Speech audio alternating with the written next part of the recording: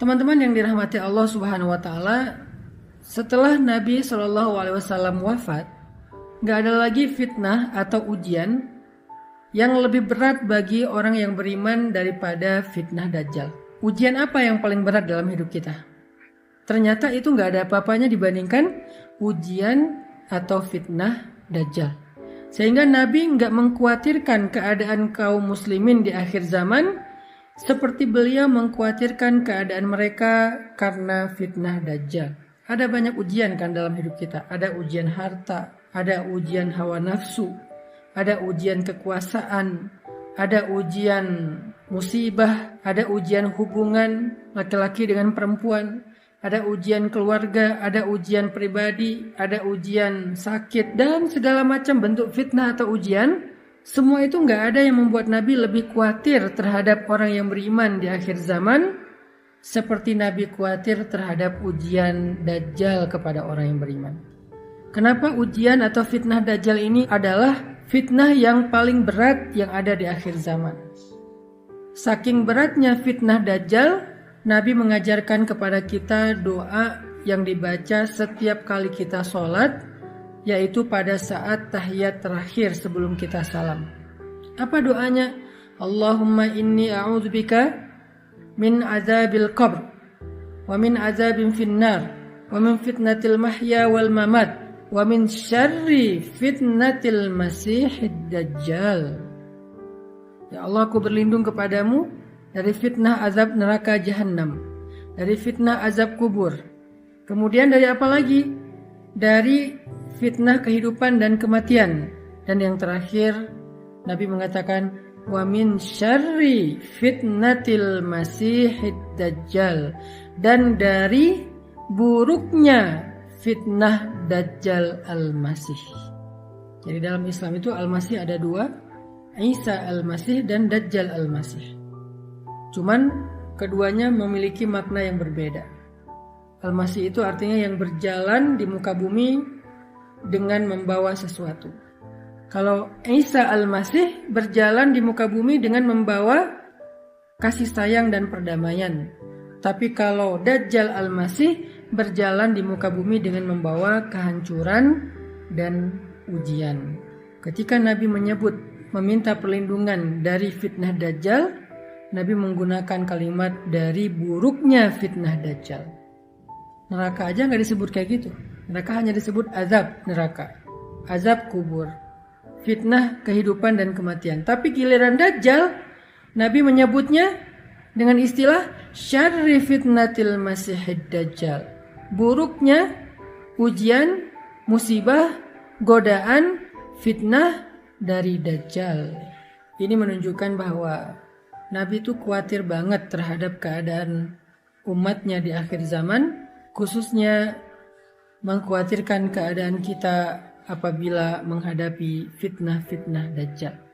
Apalagi yang lain yang diajarkan Nabi agar kita selamat dari fitnah Dajjal, agar kita selamat dari kejahatan-kejahatan yang muncul dari Dajjal.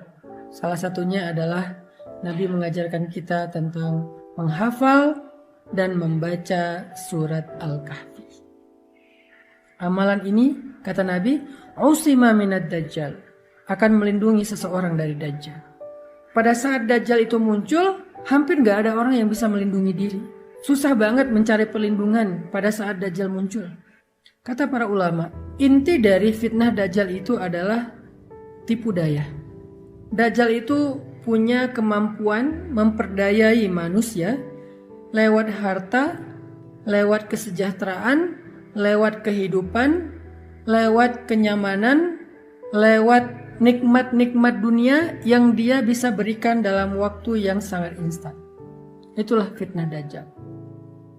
Sehingga ketika Dajjal muncul, maka orang-orang yang dalam keadaan kehausan setelah 1 tahun gak turun hujan, orang-orang yang dalam keadaan kelaparan, orang-orang yang dalam keadaan kemarau panjang, orang-orang yang dalam keadaan banyak penyakit, banyak wabah seperti sekarang, orang yang gak punya pekerjaan, gak punya penghasilan, gak punya pendapatan, gak punya makanan di rumahnya, berbondong-bondong akan datang kepada Dajjal untuk mendapatkan makanan gratis, untuk mendapatkan harta, untuk mendapatkan pekerjaan, untuk mendapatkan kebaikan-kebaikan yang mereka butuhkan.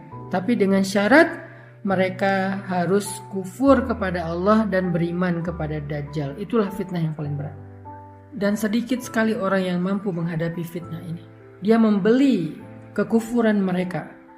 Dia membeli iman mereka. Dia membeli keyakinan mereka untuk menjadi pengikutnya dan meninggalkan jalan Allah Subhanahu wa taala. Dan siapa yang menjadi pengikut Dajjal, maka dia kekal di dalam api neraka selama-lamanya. Na'udzubillahi min dzalik. Teman-teman, bisa kita lihatlah dalam kehidupan sekarang.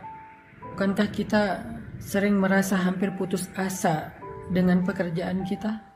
Ini belum keluar Dajjal. Ini masih kayak ujian-ujian kecil menjelang datangnya Dajjal. Ada ujian harta. Banyak dari kita yang hampir berputus asa dengan rezeki yang halal, sehingga kita menghalalkan segala cara. Banyak di antara kaum muslimin yang udah gak peduli lagi halal dan haram, yang dia pedulikan yang penting saya bisa makan. Itu belum keluar Dajjal. Karena ketika Dajjal keluar, kondisi manusia itu dalam keadaan yang sangat-sangat sulit. Sehingga dengan kesulitan yang luar biasa berat itu, banyak orang yang akan berputus asa dan gak peduli lagi soal imannya. Gak peduli lagi soal keyakinannya. Gak peduli lagi soal akidahnya. Dia malah berburuk sangka kepada Allah. Sehingga tugas kita adalah melindungi diri kita dan keluarga kita. Kita baca Al-Kahfi, lalu kita ajarkan itu kepada keturunan kita, anak-anak kita dan keluarga kita. Membaca Al-Kahfi 10 ayat terakhir, atau menghafal Al-Kahfi 10 ayat pertama, dan kita hafalkan kepada anak-anak kita agar semua kita terlindungi dari fitnah Dajjal. Yang kedua, keutamaan dari surat Al-Kahfi akan diberikan cahaya nanti di padang mahsyar. Dari Abu Sa'id Al-Khudri bahwa Rasulullah SAW bersabda, "Sungguh siapa yang membaca surat Al-Kahfi di hari Jumat, maka baginya cahaya yang terang antara 2 Jumat." Hadis riwayat Al-Hakim. Dalam riwayat yang lain Nabi bersabda, "Barang siapa yang membaca surat Al-Kahfi di malam Jumat, maka baginya cahaya yang terang di antara dia dan Baitul Atiq, yaitu Ka'bah."